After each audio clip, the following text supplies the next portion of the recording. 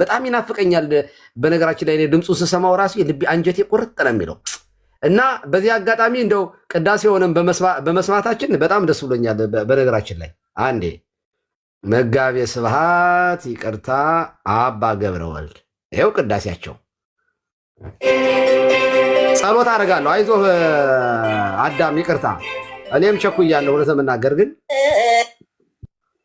ይኸው ቅዳሴውን ሙሉውን ስሙት። ለማንኛውም ሙሉውን ቅዳሴ ስሙት፣ ግን እኔ ያችኑ ብቻ አሰማችኋለሁ። ኤርሚያስ ለምን አለቀሰ? በጓደኛውም አይደለም፣ በአባቱ ሞትም አይደለም፣ በዘመዶቹም አይደለም። ኤርሚያስ ያለቀሰው እንደተባለው ጧፍ ያዥ ምናምን ሶስተኛ ምናምን እየሆነ ይቀድስ ነበረ ይመስለኛል። ያው ዲያቆን ነበረ። እኔ ዲያቆን አልነበረም የሚለው መጀመሪያ እኔ እውነት ለመናገር መርጌታ የነበሩ ሰዎች ጴንጤ ሆነው ምንም እኮ ማለት አይደለም። በነገራችን ላይ መርጌታ የነበሩ ቄስ የነበሩ መነኩሴ የነበሩ ሰዎች ጴንጤ ሆነው አይተናል። ምንም ማለት አይደለም። አሁንም በነገራችን ላይ አባ ተዋህዶ የሚባል መነኩሴ ያለ በእኔ በጀት ነው ኮተቤ ገብርኤል እኔ ስብከተ ወንጌል ሆኜ ከኮተቤ ገብርኤል ወደ አሜሪካ ገባሁኝ እና እኔ አሜሪካ ስገባ በእኔ በጀት የገባው ሰውዬ አባ ተዋህዶ የሚባል መነኩሴ ነበር። በሰባኪ ወንጌልነት ታውቃላችሁ፣ ጠንጥጧል። የላሊበላ ልጅ ነው። መነኩሴ የኔ በጀት ወይኔ የሚያሳዝነኝ የኔን በጀት በእውነቴን ነው። በእኔ በጀት የገባው መነኩሴ ጴንጤ ሆኗል። አባ ተዋህዶ ይባላል። ምንም ማለት እኮ አይደለም። ጴንጤ መሆን እንደዚህ ያሉ ንቅል መነኩሴዎች ሊጠነጠጡ ይችላሉ።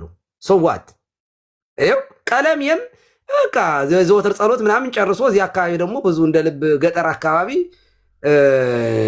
ደግሞ በቅኔ ቤት በዜማ ቤት በዚህ ያለፈ ሰው አይደለም። እንደምታውቁት በቃ ወንጌል ዮሐንስ ያሄዳል፣ ከዚያ ቅዳሴ ይገባል። ዛሴት ምን ችግር አለ? ለማንኛውም ቅዳሴውን ወደ ቅዳሴው ይኸው ቅዳሴ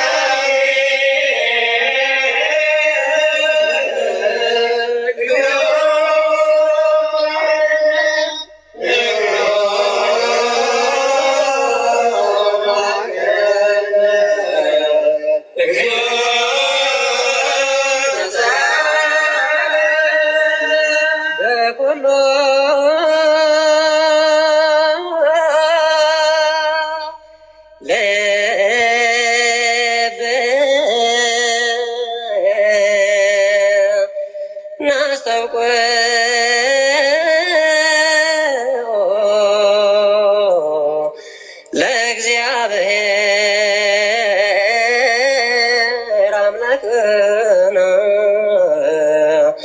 ህብረተ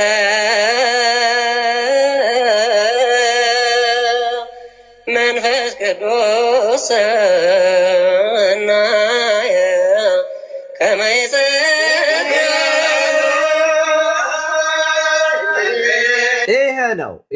ይሄ ነው። ከዚያ ይሄንን ከፈተና ወንድማችን ኤርሚያስ ቀለሜ ዘስወኮልድ ቀለሜ በእናት ባባቱ ስም ቀለሜ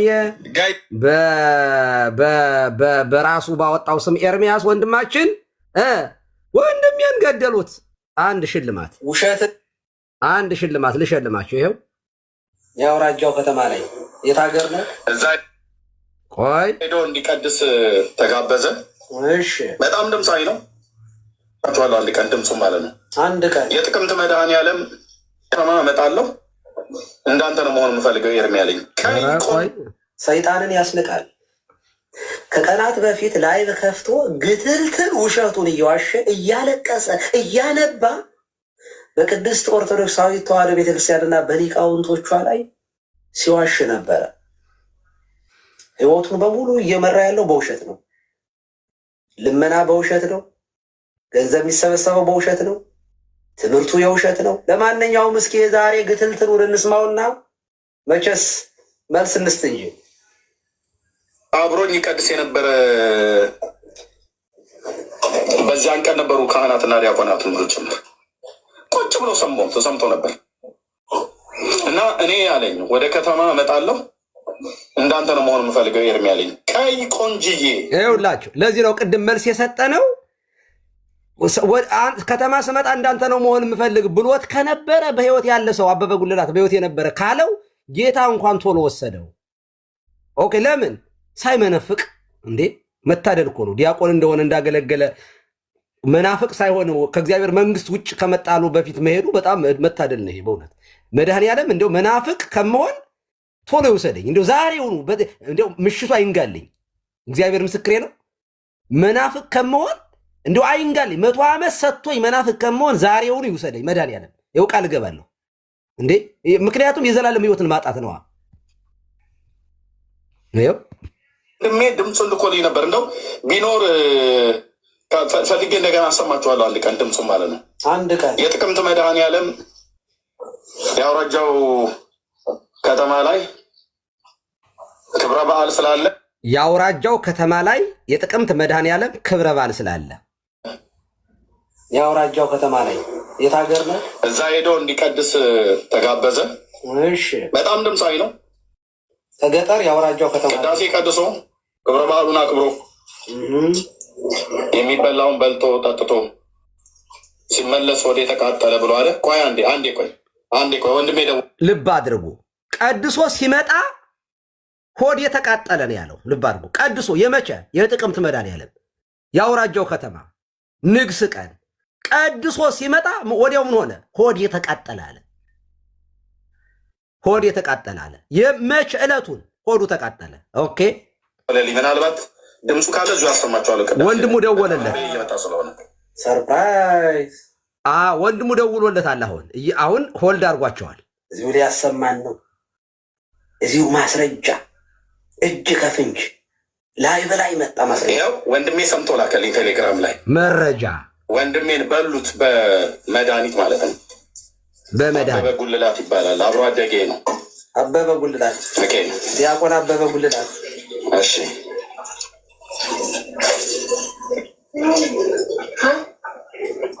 እንዴት ውስጤ እንደተረበሸ ልነግራችሁ አልችልም። አብሬው ቀደስኩ፣ አብረን የቆምን። ስሙት፣ የሱ ድምፅ ነው። የእሱ ድምፅ ስሙት።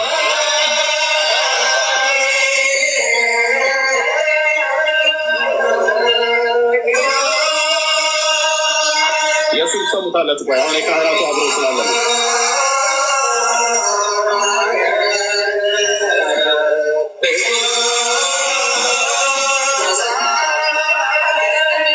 ይሄ የሱ ድምፅ ነው። ስሙ።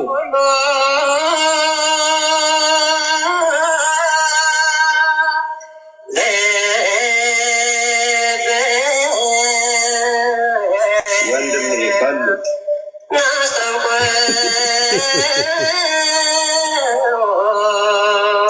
አበበ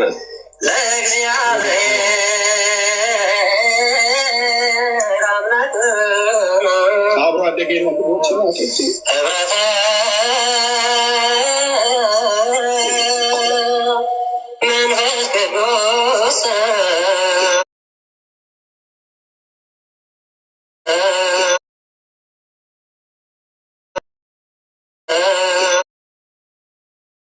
ወንድሞቼ አብሮ አደጌ አብረን እኩል ቀን አንድ ቀን ድቁና የተቀበልን አብረን የቀደስን አብሮ አፈር ፋይቶ ያደገ በአንድ ወንዝ ላይ ያደግን አበበ ጉልላት ይባላል።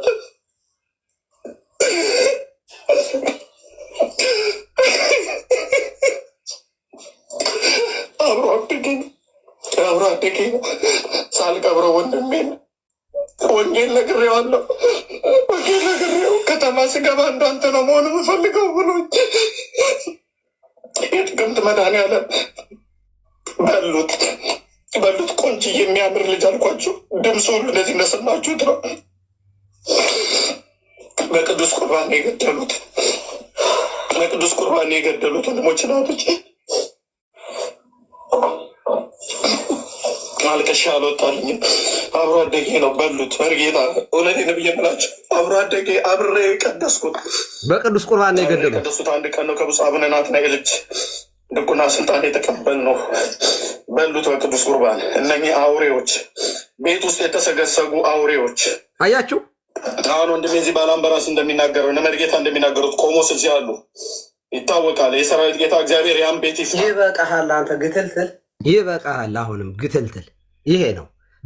አያችሁ ገደሉት ካህናቱ በቅዱስ ቁርባን እያለን ያወራው እኛ የኛ መከራ አንደኛ ይሄንን ኤቪደንስ ቆይላስ አንድ ቀን አሰማችኋለሁ አንድ ቀን አለ። ከዚያ ወንድሙ ደወለለትና መረጃውን ላከለት። ኦኬ ቆዩ አንድ ጠብቁኝ አለ። ጠበቅ ነው አመጣ ድምፁን ይሄ ነው ብሎ ድምፁን እየሰማ አለቀሰ። ለምንድን ነበር ያመጣው? ይሄንን አበበ ጉልላት የሚባል ጓደኛ ያለ ለማለት ነው ይሄን ያመጣው አይደለም። በቅዱስ ቁርባን የሞተ ጓደኛ ቅድም ሀና እህታችን ስትናገር ነበር፣ ደጋግሞ ሲናገረው ነበር። ባይዘው ድምፅ ባያመጣ ኑሮ እኛም ዝም ልንል እንችል ነበር። ለምን ማለት ደጋግሞ ተናግሮታል። ይሄ ሰውዬ በገድላት ላይ በቤተክርስቲያን ላይ ሲዋሽ ዘመኑን በሙሉ እንደጨረሰ ስለምናቅ ከዚህ ሰውዬ ምንም እውነት እንደማያወጣ ስለምናቅ በቃ ዛሬም እንደተለመደው በገድላት ላይ በቅዱሳን ላይ እንደሚሳደበው ዛሬም በካህናቱ ላይ ተሳደበ ብለን እናልፈዋለን። ምክንያቱም አዲስ ነገር ነው። እንዴት ከኤርሚያስ ውሸት መስማት አዲስ አይደለም። ግን ለምንድን ነው እኛ ኮንሰርን የሆን ነው? እኔ ልክ ስሰማው ይህንን ቅዳሴ የማውቀው ቅዳሴ ነው። ከዚህ ቀደም ዩቱብ ላይ ስሰማው ነበረ። እንደ አጋጣሚ መነኩሴውንም አውቃቸዋለሁ፣ ዲያቆኑንም አውቃቸዋለሁ። ወዲያው እኔ ላይ በላይ ወጥቼ ይሄ ድምፅ የአበበ ጉልላት ሳይሆን የዲያቆን በትረ ነው ብዬ ተናገርኩት። ሰውየው ይህን ኤቪደንስ ለምንድን ነበር ያመጣው? ቀለሜ በቅዱስ ቁርባን ለሞተ ካህናቱ በቅዱስ ቁርባን አገልጋይ ይገላሉ ለሚለው ኤቪደንስ ነበር ያቀረበው። ለምንድን ነው ይህን ያደርገው? ቅዱስ ቁርባን አማናዊ አይደለም፣ የጌታ ስጋና ደም አይደለም፣ መታሰቢያ ነው፣ ባዶ ህብስት ነው ለማለት ይኸው ይገላል ለማለት ነበር ያመጣው።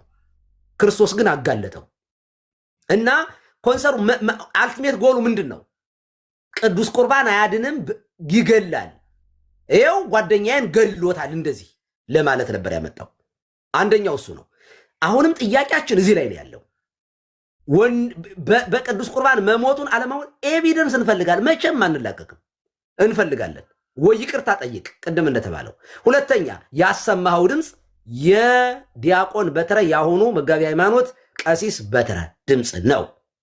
ኦኬ ይህንን እንደተባለው ዲያቆን መዝሙረ ዳዊት መዝሙረ ያሬድ ባለበት ሌላም ጊዜ ዲያቆን በትረንም እኔ ነገ መጋቢ ስብሐትን አወራችኋለሁ።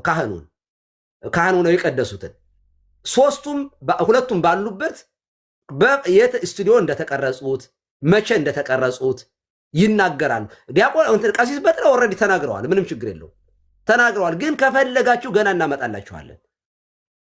ስለዚህ በነገራችን ላይ ሳልቀብረው ይላል። አባቱንም አልቀበረም። አባቴንም አልቀበርኩ ብሏል ራሱ። ለምን? አባቱ ኦርቶዶክሳዊ ናቸው፣ እናቱም ቆራቢ ናቸው። ስለዚህ አንድ ጴንጤ ሄዶ እዚያ ፍታት ምን ሊሰራ ይሄዳል? ጴንጤ ሄዶ መፍታት ነውር ነው እያለ አይደል ያለው? ካህናቱ ይኸው ፍታት ሲፈቱ እግዚኦ ተጸመመን ስለት የስማፋ አማጽዋፋት አብቀው ላይ ወደው ላይ በልሳና መጣ እያሉ ወሰይጣን ይቆም በየማኑ ወቢሲቱ ይሆን መበለተ እያሉ ካህናቱ ተሰብስበው በሞተው ሰው ላይ ይራገማሉ፣ እርግማን ያወርዳሉ ብሎ አይደል ቀለም የሚያስተምረው? ኦኬ። ስለዚህ ካህናቱ ተሰብስበው የቀለሜን አባት ፍታት ሲፈቱ እሱ እዚያ ጋር ምን ያቆመዋል? በነገራችን ላይ ስለዚህ አይሄድም እሱ። እናቱም ቆራቢ ናቸው። ረጅም ዕድሜ ከጤና ጋር ይስጥል እናታችን። ከሱ ይልቅ ለእኔ እናቴ ናቸው። እሱን የወለዱት በስጋ ነው። ከስጋ የተወለደ ደግሞ ስጋ ነው። ኦኬ ስጋ ነው። በቃ ከስጋ የተወለደ ስጋ ነው። ምንም። እሳቸው ግን በመንፈስ እናቴ ናቸው። በመንፈስ አንድ ነን፣ አንድ የክርስቶስ አካል ነን። ስለዚህ ከቀለሜ ይልቅ እኔ ቀርባቸዋለሁ ለእናቱ እኔ የንስሐ አባታቸው ነኝ፣ የመንፈስ ካህን ነኝ። እሳቸውም ልጄ ናቸው በመንፈስ፣ በስጋ ደግሞ በእድሜ እናቴ ናቸው፣ በክርስቶስም ደግሞ ታላቄ ናቸው። እቀርባቸዋለሁ በነገራችን ላይ። ስለዚህ እኔ የቀለሜ እናት ሲሞቱ ፍታት የመፍታት ራይት አለኝ። ይፍቱኝ ብለው ንስሐ ኑዛዜ የመቀበል እኔም ደግሞ እናቴ ብዬ እሳቸውን የመምከር ስልጣን አለን። ምክንያቱም በአንዱ በክርስቶስ ግንድ ላይ ነው ያለ ነው። ቀለሜ ግን እዚህ ኃይሉ ፍታትን መፍታት አይችልም። የረገመውን ምን ስለዚህ ያልሄደበት አባቱን ያልቀበረበት ምክንያት ሄዶ እዚያ ፍታት ስለማይፈታ ነው። ደግሞ አብሮ ካደጉት ሰዎች ጋር ከነዚያ ቡሩካን ከሆኑ ጓደኞቹ ካህናቱ ጋር አንድ መናፍቅ እዚያ ቆሞ ምን ያደርጋል? የሚሰድባትን የአባቱን እምነት አይደል የሚሳደበው? በነገራችን ላይ ከዚህ በኋላ ስትገቡ ላይ በላይ እናትህ ኦርቶዶክሳዊት ናቸው ድነዋል አልዳኑም ብላችሁ ጠይቁልን። ልክ እንደዚህ ቀደም ልጆቹን ሲጠየቅ እንደተናደደው ይናደዳል። በነገራችን ላይ ቁማር ነው የሚጫወተው እንጂ ኦርቶዶክሳውያን አልዳኑም ብሎ ቀለሜ አያምንም። በነገራችን ላይ ይሄው ነው። ስለዚህ እናታችን እድሜ ጤና ይስጥልን። እንደተባለው የአበበ ጉልላትን ቤተሰብ በምንችለው መንገድ ምናልባት ልጆችም ከነበሩት ይሄ በእግዚአብሔር ጥሪ ነው ይሄ ሞተው ወንድማችን ዲያቆን አበበ ጉልላት የካቲት ላይ ነው የሞተው። ጥቅምት መድኃኔዓለም ቀድሶ ሲመጣ አመመኝ ወጋኝ ብሎ ሳይሆን የሞተው ታሞ ነው የሞተው። ደግሞ ማንኛውም ሰው ሲሞት እኮ ወይ ወጋኝ ይላል ወይ የሆነ ነገር ታመም ይላል። ዝም ብሎ መቼም አንዳንዴ በተኛበት ስትሮክ መጥቶት የሆነ የሚሞት ይኖራል። ሰው ሲሞት በቃ በሆነ ነገር እግዚአብሔር ይወስዳል። ሁላችንም እንደዚያ ነው የምንሞተው፣ ባይዘ እንሞታለን። ስለዚህ እንደዚያም ከሆነ የቀለሜንም እናት ከጎናቸው ቆሙ። በነገራችን ላይ ስፔሻል ትሪትመንት ይፈልጋሉ እኒህ እናት። ምክንያቱም በልጃቸው መመንፈቅ ሲያዝኑ ነው የሚኖሩት። በእውነቴን ነው፣ ደስ አይላቸውም። እናታችን በልጃቸው እንደዚህ መቦትለክ እንደዚህ ግትልትል ውሸታም በመሆኑ እናታችን ይሳቀቃሉ። ስለዚህ ለእናታችን እድሜና ጤና ይስጥልን። የኤርሚያስ እናት እድሜ ይስጦት፣ ጤና ይስጦት። መድኃኔዓለም በቤት ውስጥ ከመጨረሻ ያጽናወት። ጸሎታችን ይሄን ነው። ቀለሜን ደግሞ እግዚአብሔር ወደ ልቡ ይመልስልዎት። ወደ መቃብር ከመሄድዎት በፊት እናታችን የልጆትን መመለስ ያሳየዎት። በእውነት ልጆት ተመልሶ ይቺ የበደላትን ቤተክርስቲያን ክስዎ ንስሐ ግብቶ ከጥንቁልና ወደ ምንፍቅና ነው የገባው ልጆት። በእውነቱ በጣም ያሳዝናል እና በጣም ለእናት ይሄ ትልቅ ሐዘን ስለሆነ ሁሉንም እናቶቻችንን እንዲህ ካለ ከመናፍቅ ልጅ ይጠብቃቸው ወላጆቻችን እናቶቻችን እና ወደ ልቡ ይመልስልን። ግትልትልየን ወንድማችን ኤርሚያስን ወደ ልቡ ይመልስልን። ከልቤ ነው መድኃኔዓለም ይመልሰው። ይኸው እንግዲህ የሚያነሳውም እንደዚህ ያለ ነገር አንዳንድ ዛሬ መርዶ ሰምተዋል። በቃ ቤተክርስቲያን ድሮም ስልጣን አላት፣ መብት አላት። ስተት ካለ በገድላት ላይ በድርሳናት ላይ ታርማለች። ባለሙሉ ስልጣን ናት። ከመጀመሪያው ምንፋሊብል ናቸው ብላ አታምንም። መጽሐፍ ቅዱስ አስራው መጽሐፍ ነው አይሳሳትም ብላ መጽሐፍ ቅዱስ የእግዚአብሔርን ቃል እስትንፋሰ እግዚአብሔር ብለን እንቀበላለን። ከዚያ በተረፈ ግን እነ ቀለሜ ከመፈጠራቸው ሉተር ከመኖሩ በፊት ቤተክርስቲያን እንደዚህ ያሉ ስተቶችን ታርማለች ከድሮ ጀምሮ። ኦኬ ቤተክርስቲያን እነ አትናቴዎስ ቅዱሳት መጻሕፍት ከማሰባሰባቸው በፊት እነ እንጦንስ ፍጹም መሆን ብትወድ ያለህን ሁሉ ሽጠ ተከተለኝ የሚለውን ቃል ሰምቶ ነው አባ እንጦንስ ያለውን ሁሉ ሽጦ በምናኔ ሄዶ እልፍ አእላፋት መነኮሳትን የወለደው በቆሙ። ኦኬ 2-3 ጥቅሶች ይዞ ሆኖ አባ እንጦንስ በምናኔ የኖረው እንጂ መጽሐፍ ቅዱስ ተሸክሞ ሆኖ አልነበረም። በረሃ አይደለም። የሆነ የጌታን ቃል ሰማ፣ መነነ። አትናቴዎስም ደግሞ ገድሉን ጻፈልን። ይኸው ቅዱሳት መጻሕፍት ተሰባስበው ሐሰተኞቹና እውነተኞቹ መጻሕፍት ከመሰባሰባቸው በፊት ቤተክርስቲያን ነበረች። በምን በጌታችን በመድኃኒታችን በኢየሱስ ክርስቶስ ወንጌል አምና ትምህርቷን በትውፊትም እውነቱን ከሐሰት ከዚያ በኋላ እና አትናቴዎስ ከመኖሩ በፊት ቤተክርስቲያን እውነተኞቹ ከሐሰተኞች ተለይ ነበረ። እነ ቅዱስ አትናቴዎስ ሲመጡ ደግሞ የስተት ወንጌል የበርናባስ ወንጌል የቶማስ ወንጌል የሚባለውን ይሄ አስራው መጽሐፍ አይደለም፣ ስህተት አለበት። ቅዱሳት መጻሕፍት ግን በተመለከተ ግን እነዚህ እስትንፋሰ እግዚአብሔር ያለባቸው በአጥባተ እግዚአብሔር የተጻፉ ናቸው ብለው ያዙልን። ከዛ በኋላ አስራው መጻሕፍትን ቀኑን አድርገን ተቀብለናል። አዋልድ መጻሕፍት ላይ ግን ግለሰቦች የሚጽፏቸው ከሆነ ስህተት ሊኖርባቸው ይችላል። ምክንያቱም የማይሳሳት አገልጋይ የለም በእኛ ቤተክርስቲያን ውስጥ ኢንፋሊብል የሚባል አባት የለንም። ስለዚህ ሊሳሳቱ ስለሚችሉ ሲሳሳቱ ልክ እኒህ ዛሬ ዮሐንስ ወንጌል የዮሐንስን ገድል ጽፈው ስህተት ነው ብለው ማን ነው ደግሞ ስህተት ነው ብሎ ያቀረበው? የደብረ ሊባኖሱ ሊቅ የመጽሐፍ መምህር ለማን አቅርበው? ለቅዱስ ሲኖዶስ። በዚህ አጋጣሚ እኒህን የደብረ ሊባኖስ የመጽሐፍ መምህር በጣም ማመስገን ያስፈልጋል። አያችሁ ሊቃውንቱ በራሳቸው አይተው መርምረው ስህተቱን አይተው ለቅዱስ ሲኖዶስ ያቀርባሉ። አሁንም ሊቃውንት እንዲህ ያሉ ሊቃውንት እንዲበዙ እንፈልጋለን። በስህተት የገቡ መጻሕፍት ካሉ ነው ያልሁኝ። መርምሩ፣ እየተመረመሩ ለቅዱስ ሲኖዶስ ምሩ። በራሳችን ስህተት ነው በራሳችን ጥፋት ነው ማለት አንችልም። አቅም ያስፈልጋል። ልክ እንደ ደብረ ሊባኖስ የመጽሐፍ መምህር መመርመር የሚችሉ መጻሕፍትን ማመስጠር የሚችሉ ሰዎች እንዲህ ለቅዱስ ሲኖዶስ ያቅርቡልን። አቅርቦ ቅዱስ ሲኖዶስ የሊቃውንት ጉባኤ መርምሮ ስህተት ሆኖ ከእውነተኛው ትምህርት ጋር የሚጋጭ ከሆነ ቤተክርስቲያን ስላለችን ኦኬ የማትሳሳት ቤተክርስቲያን ስላለችን ስህተትን ታርማለች። ኦኬ ታርማለች። እነ ቀለሜ ባዶ እጃቸውን ይቀራሉ። ከዚያ በኋላ ምንድን ሰርተው ነው የሚሆኑ? በሰባተኛ ክፍል ፕሮፌሽናል ሰራተኛ ሆኖ አሜሪካ ሀገር። በነገራችን ላይ አሜሪካ ማንኛውም ሰው ሰርቶ እኮ የሚኖርበት ሀገር ነው። በነገራችን ላይ ማንኛውም ሰው እውነት ለመናገር ማንኛውም ሰው እንደ ቀለሜ ያለ ሰነፍ ግን አይችልም። እና እግዚአብሔር አምላካችን እድሜ ከጤና ጋር ለአባቶቻችን ይስጥልን። አይምሮውን ለቦን ማስተዋሉን ለማያስተውሉ ይስጥልን። እንዲህ ያሉ እንደ ደብረ ሊባኖሱ ያሉ አባት ሊቅን ደግሞ እግዚአብሔር ያብዛልን። መጻሕፍትን እየመረመሩ ለቤተ ክርስቲያን ክብር ሲባል ይሄኛው ትክክል አይደለም፣ ይሄኛው ትክክል ነው፣ ይሄኛው መናፍቃን ያስገቡት ነው፣ ይሄ ደግሞ የቤተ ክርስቲያን መልእክት ነው የሚሉትን እግዚአብሔር ያብዛልን ማለት እፈልጋለሁኝ። በአፄ ዘርዓ ያዕቆብ እንደ ቅድም ታምረ ማርያም ተነስቷል። አፄ ምኒልክን በጣም በቃ መልአክ አፄ ቴዎድሮስን አረማዊ አስመስለው መናፍቃን ጽፈው ኖ ታምረ ማርያም ላይ አስገብተው ነበር። ኖ አፄ ቴዎድሮስም መናፍቅ አይደሉም። የቤተ ክርስቲያናችን ልጅ የኢትዮጵያ የቁርጥ ቀን ልጅ የነበሩ ለኢትዮጵያ አንድነት የታገሉ ለማንም ባንዳ የማይንበረከኩ እዚያ ሶባስቶፖልን አሰርተው በጠላት እጅ እኔ ቴዲ እጄን አልሰጥም ብለው በጀግንነት የተሰዉ ናቸው አፄ ቴዎድሮስ። አፄ ምኒልክም እምዬ ነው የምንላቸው። የተባረኩ እግዚአብሔርን የሚወዱ እግዚአብሔርን የሚያከብሩ ለቤተ ክርስቲያን አሻራ ጥለው የሄዱ ናቸው።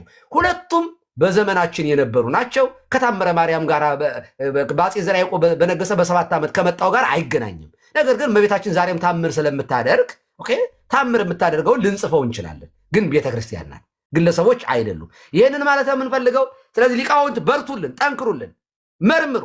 መናፍቃን ያስገቧቸውን በሰዋስ ነቅላቸው አውጡ። የመናፍቃንን መጽሐፍ ቤተክርስቲያን ውስጥ ካለ አውጡ። ጠንቋዮችም የጻፉትን ከዚህ ቀደም መርመራ ቤተክርስቲያን መንጠር አውጥታለች። ይሄ የጠንቋዮች መጽሐፍ ቤተክርስቲያን አትቀበልም። የኛ ቤተክርስቲያን ይህን ነው ማለት የምፈልገው። አዳም ሌላ ሰው እያስገባህ ነው እንግዲህ እንዳልዘጋ በጸሎት መምህር ኤፍሬም መጥተዋል አለ። አዳም በጣም አስረዝም ይባለው ዛሬ እንደ ጳውሎስ ስብከት አስረዝሜው ከደርቡ ላይ ሳትወድቅ አትቀርም። መኖርክን ላረጋግጥና አሲስ የኔታይ አቤት ጸሎት ላረግ ነበር። በጣም ይቅርታ። ኦረ በስላሴ መምህር በረከት መጡ። አልዘጋውም ከዚህ በኋላ ተኝተህ ከሆነ በቃ በዚያው ተኛ፣ ራሱ ይዝጋብን። በሉ ቀጥሉ ሊቃውንት። እኔም ልተኛ ነበር። እንግዲህ እንኳን ደህና መጣችሁ መምህር በረከት፣ መምህር ኤፍሬም። እነሱ ይቀጥሉ፣ መምህር ኤፍሬም ይቀጥሉና ከዚያ መምህር በረከት። እሺ ጤና ይስጥልን። እንደምን ቆያችሁ? ይፍቱ ማይሰራ እኔ በጸሎት ዝጋ ተብዬ ነው። ድንገት እንግዲህ ሞዴሬተር ይመስለኛል ያስገባችሁ። ቀጥሉ። ግድ የለም ደህና ብያለሁ። ሁላችሁን ሰላም ብለናል። ይፍቱ ማይሰራ ኃጢአት ብያለሁ።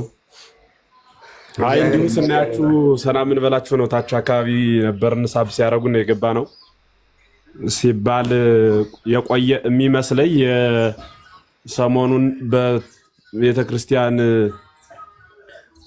ባላወቀችው መልክ የተዘጋጀ ያ ብቻ መሆኑ ሳይሆን ይዘቱን ያልጠበቀ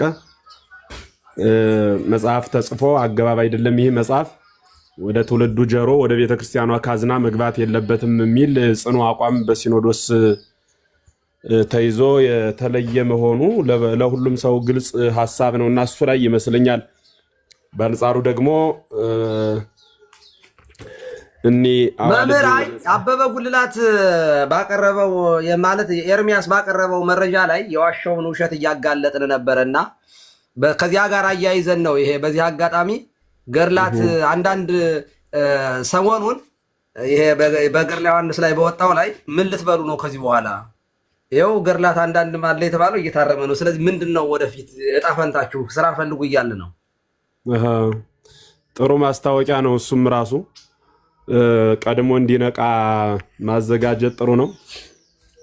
በነገራችን ላይ በቤተ ክርስቲያን ውስጥ ያሉት መጻሕፍት እስትንፋሰ እግዚአብሔር ናቸው ብለን የምናምናቸው በሊቃውንት ተመርምረው የመጻሕፍት ራሱ ቅድስና ያላቸው ቅዱስ መጽሐፍ ብለን ለመጥራት ቅድስና ያላቸው መጽሐፍ መሆን መቻል አለባቸውና እንዲያ መጽሐፍ ቅድስና ያላቸው ማለት አንደኛ በቅዱሱ እጅ የተመዘገቡ መሆን መቻል አለባቸው። በሁለተኛ ደረጃ ወደ ትውልዱ ሲተላለፉ ያለመበረዝ የተላለፉ መሆን መቻል አለባቸው። በሶስተኛ ደረጃ መጽሐፍ ቅዱሳዊ ይዘት ሊኖራቸው ይገባል። አባቱን የማይመስል ልጅ የጎረቤቱ ነው ይባላል አይደል? እንደዚሁም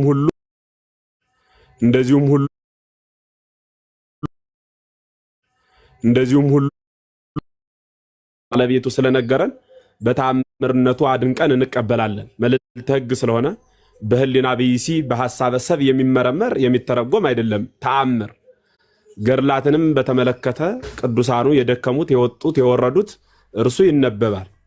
ስርዋጽ በማስገባት ከመጽሐፍ ቅዱስ ይዘት በመነጠል በመለየት በሁለት ምክንያት ሲከናወን እናያለን።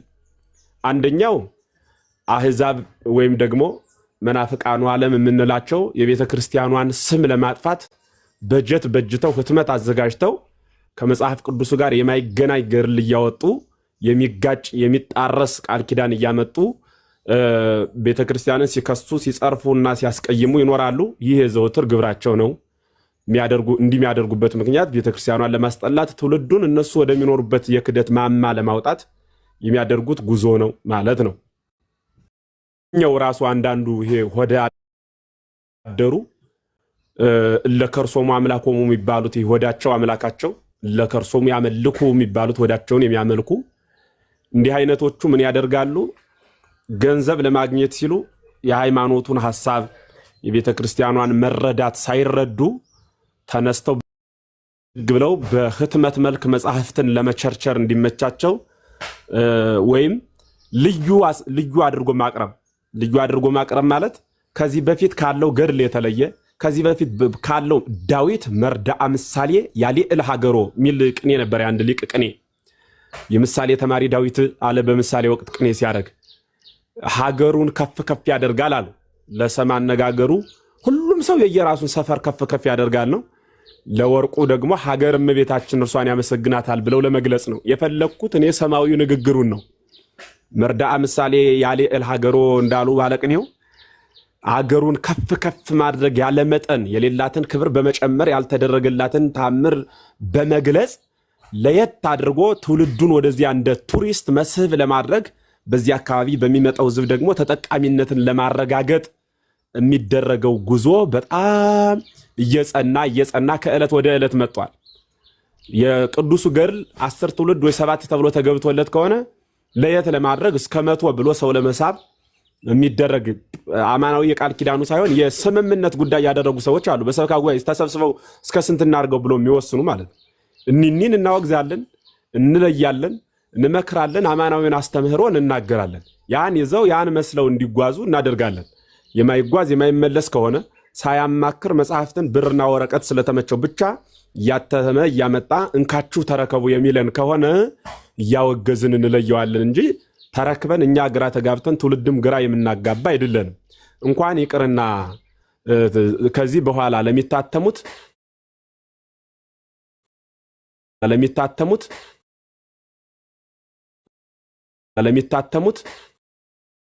ቀራንዮ የመከራ ነው።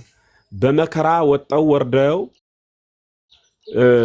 ዋጋ ከፍለው አባቶቻችን ቀራንዮ የመከራ ቦታ እንደተባለ ሁሉ መጽሐፍትን ጽፈዋል። ብራና ዳምፀው ብዕር ቀርጸው ቀለም በጽብጸው ጽፈው አንፍፈው ደጉሰው አስቀምጠውልናል። ገድለ ዮሐንስ ብንሄድ ትልልቅ አድባራት ላይ በብራና ተጽፎ ተቀምጦ እናገኘዋለን። ቦታውን መጥቀስ ስለማልፈልግ የፈለግነው ታምረ ማርያም ብንፈልግ በብራና ተጽፏል። አሁን አንዳንድ ግለሰቦች ምን ያደርጋሉ? ዝም ብለው የሆነ ቆንጸል ያደርጉና ወይ በስልክ ወይ ምናምን ትንሽ ነገር ያነሱና ከዚህ የራሳቸውን እየመሉ ገበያ ላይ ዘውት ስለወጡ በቃ እንትን ይላልና ግድ የሌለውን ክብሩን ቀንሰን የሌለ ክብሩን ጨምረን የምንናገርለት ቅዱስ በእኛ ደስተኛ አይሆንም። በእርግጥ የቅዱሳን ክብር ከኛ ምስጋና በላይ ቢሆንም ያገላለጽ ጉዳይ ግን ዘያስተር ሬሶ ምስለ እግዚአብሔር አድርገን ከገለጽናቸው ራሳቸውን ከእግዚአብሔር ጋር አስተካክለን ከገለጽናቸው አስመስለን እንጂ አስተካክለን እኛ አንገልጽም። ለእርሱ ሁለተኛም አራተኛም የሌለው በአንድነቱ ምንታዊ በሶስትነቱ ርባኤ የሌለበት ሕያው አምላክ ነው። ስለዚህ መጽሐፍት በጣም የሚመረመሩ የሚጠኑ ጥንቁቅ የሆኑ ናቸው። ለምን ቢባል ራሱ መጽሐፍ ቅዱሱ ከዚህ ቃል የሚጨምር ብቻ አይደለም፣ የሚቀንስ ብቻም አይደለም። በሚቀንስ ላይ የሚጨምር በሚጨምር ላይ የሚቀንስ ብሎ በዚህ መጽሐፍ ውስጥ የተጻፈው መቅሰፍት ማለት በዚያ በሞትና በሕይወት መካከል ያለው ያ የብሉይ ኪዳኑ ስቃይ ወይም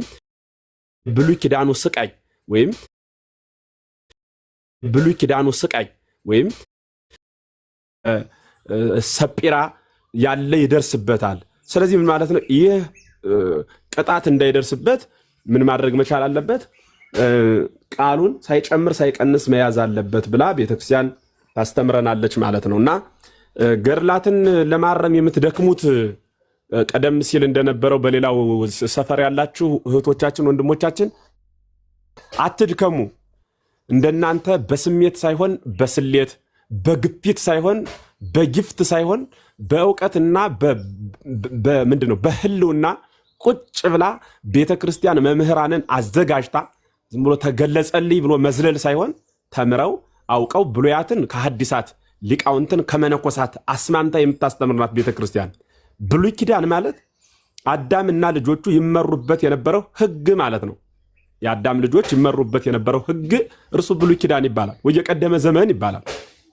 የዚህ ብሉይ ኪዳን አገልግሎቱ 46 መጻሕፍት ተጽፈው በእነዚህ ሁሉ ትንቢተ ነቢያት እየተነገረበት አዳም ስለወደቀ የሚያስነሳህ አምላክህ አካላዊ ቃል እርሱ መጥቶ ስግው ይሆናል እየተባለ እየተነገረው ያን ተስፋ ሰንቆ እስከ ልጆቹ ድረስ ፈኑዴ ከማርያም እያሉ ሲነገርበት የነበረው የትንቢት መጽሐፍ፣ የማጽናኛ የማረጋጊያ መጽሐፍ፣ የመመሪያ የሕግ መጽሐፍ ተብሎ ይነገራል። ይህ ብሉይ ኪዳን 5500 ዘመን ሲፈጸም ደግሞ በሐዲስ ኪዳን ያ በትንቢተ ነቢያት የተነገረለት ይወርዳል ይወለዳል የተባለው መጥቶ ከድንግል ከስጋዋ ስጋ ከነሷ ነፍስን ነስቶ በፍጹም ተዋህዶ ስግው የሆነበት ያ የተናፈቀው የተወለደበት ማለት ነው። መጻሕፍተ ሊቃውንት ማለት ደግሞ ያ የተወለደው እንዴት ተወለደ ብለው ከሱ ቀጥለው የተነሱት ሊቃውንት ጌታ ስራውን ጨርሶ ሲያርግ ከሱ ቀጥለው የተነሱ ሊቃውንት እንዴት ነው የተወለደው? በውኑ ሲዋሃድ ስጋን ሲዋሃድ ምልክናው ቀርቷልን? ስጋስ መለኮትን ሲዋሃድ ስጋነቱ ቀርቷልን? እንዴት ነው ተዋህዶ ብለው የተራቀቁበት መጻሕፍተ ሊቃውንት ሐሳበ ሊቃውንት ይባላል። የሊቃውንት ሐሳብ የሊቃውንት መጽሐፍ በመባል ይገለጻል ማለት ነው ይገለጻል። ከዚያ ደግሞ መጻሕፍተ መነኮሳት የሚባለው አራተኛው ጉባኤ ደግሞ ሕይወት ነው።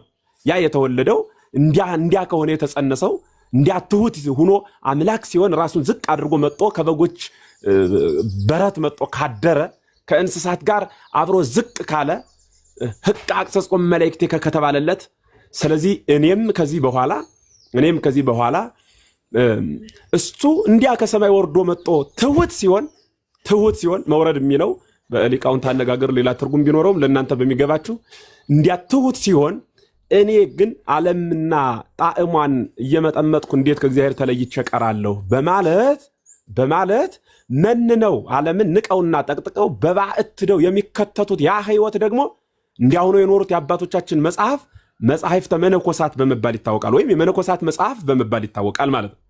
ስለዚህ ቤተክርስቲያን ብሉያት ማለት ትንቢቱን፣ ሐዲሳት ማለት ልደቱን፣ ሊቃውንት ማለት የልደቱን ነገር፣ መነኮሳት ማለት ደግሞ እንዲያ ለተወለደው ዘውዳቸውን ቆባቸውን ምንድነው ይሄ የዓለሙን ዘውድ የዓለሙን አክሊል አውልቀው የክርስቶስን አስኬማ ተሸክመው ስለ አማን መነኑ ሰማይ አእማ ለዛ ዓለም ወከአው ደሞሙ በእንተ እግዚአብሔር የተባለላቸው ልክ እንደነዚህ አባቶች ያ መጻሕፍተ መነኮሳት ላይ የተመዘገቡት ሕይወት ይባላል እና ይህንን አምልታ ስፍታ ዝም ብሎ የሆነ ቀን በተገለጸልኝ በመዝለል ሳይሆን የምታስተምር የያዘች የጠበቀች ቤተክርስቲያን አለች። ስለዚህ ቤተክርስቲያን ታረማለች። እናንተ በማረም አትድከሙ። ቅድም ቀሲስ እንዳሉት ሌላ ስራ መፍጠር ላይ ብታተኩሩ። አሁን በተለይ በውጭው ዓለም እንደሰማሁት ከሆነ እንጨትም ማንሳትም ድንጋዩንም እንዲያው ትንሽ ነገር ከተገኘች ገንዘብ ይሆናል እና እሱ ላይ መፍጠር ጥሩ ነው። ስለ ሰው ምንድነው አንድ ሊቅ ሲናገሩ ስለ ፈታሃት ሚስት ወይም ስለ ፈታሹ ባል መረጃ መሰብሰብ ምን ይሰራል ብለዋልና ስለ ቤተክርስቲያን ዕለት ዕለት መረጃ እየሰበሰቡ ቤተክርስቲያንን ያዋረድሁ መስሎን ራሳችንን ከምናዋርድ ምንድነው በውጭው አነጋገር ሰዓት ወርቅ ነው የሚባለው። የቀምጣችሁ በማይመለከታችሁ ጊዜያችሁ መዳብ አታድርጉት። አንዱ እሱ ነው። ሁለተኛ የምታምኑትን ስበኩት። እስቲ የምታምኑትን ሳትገልጹት የማታምኑትን ስታወሩት ዘመናችሁ እንዳያልፍ ስለምታምኑት ነገር አስተምሩ። ከዚያ በኋላ ሰው መሆን ትጀምራላችሁ። እንደው በፈለጋችሁት አረዳድ የሚሆን መጽሐፍ ቅዱስን ደጋግማችሁ አንቡት፣ እዩት፣ ምናልባት እዩት፣ የሆነ ቀን የመመለስ ጊዜ ታገኛላችሁ ብዬ አስባለሁና ቤተክርስቲያን እንደው ይሄ ዘመኑ ጅል የተንጀላጀለ የሆነ ሁሉም ዝም ብሎ ስልክ ያለው መምህር ነው። ሁሉም በቃ የራሱን ቅድም እንዳልኩት ከፍ ከፍ የሚደረግበት ተውሎ ማንም ማያሰማበት ያስተዳደር መዋቅራዊ ሂደቱ የላላበት ዘመን ስለደረስን ነው እንጂ የመጣላትን ሁሉ የምትሸከም የተቆፈረች ጉርጓድ አይደለችም ቤተክርስቲያን። ጉርጓድ ቢኖራትም የምትሸከምበት ግን ደግሞ ወንፊት አላት።